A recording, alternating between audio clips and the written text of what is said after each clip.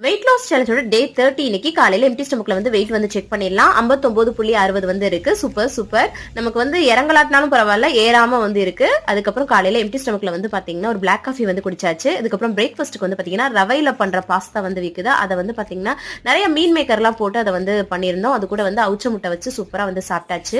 அதுக்கப்புறம் ஒரு 11:15 போல வந்து பாத்தீங்கன்னா ஒரு கேரட் வந்து கட் பண்ணி எடுத்துக்கிட்டேன், சாப்பிட்டேன். சூப்பரா இருந்தது. அதுக்கப்புறம் மதிய லஞ்சுக்கு வந்து பாத்தீங்கன்னா அதே பாஸ்தா கொஞ்சம் இருந்தது, அதை மட்டும் கொஞ்சம் எடுத்துட்டு முட்டைக்கோஸ் கேரட் பொரியல் பண்ணியிருந்தேன். அது கொஞ்சம் எடுத்துட்டு ஒரு அவுச்ச முட்டை வச்சு சாப்பிட்டேன். நல்லா ஸ்டொமக் ஃபில்லிங்கா இருந்தது. அதுக்கப்புறம் ஈவினிங் டயத்துல வந்து கொஞ்சம் பசிக்கிற மாதிரி இருந்ததுனால கொஞ்சம் ஒரு கைப்பிடி அளவுக்கு வந்து பாத்தீங்கன்னா கடலை வந்து சாப்பிட்டேன். அதுக்கப்புறம் வந்து பாத்தீங்கன்னா ஒரு பிளாக் காஃபியும் குடிச்சேன். நைட் டின்னர் 6:30 மணிக்கே வந்து எடுத்துக்கிட்டேன். ரவை உப்புமா பண்ணியிருந்தேன். அதுக்கப்புறம் மல்லி சட்னி வந்து பண்ணியிருந்தேன். அதை வச்சு சூப்பரா வந்து சூடா சாப்பிட்டேன். அதுக்கப்புறம் ஒரு 1/2 hour நடந்தேன். அதுக்கப்புறம் ஒரு பிளாக் காஃபி குடிச்சிட்டு தூங்கியாச்சு. நிறைய வெயிட் லாஸ் பத்தின சந்தேகங்கள் இருக்கும், அது எல்லாமே கமெண்ட்ஸ்ல சொல்லுங்க. நெக்ஸ்ட் வீடியோல நான் வந்து ஷேர் பண்றேன். தேங்க்ஸ் ஃபார் வாட்சிங் ஃப்ரெண்ட்ஸ். பை.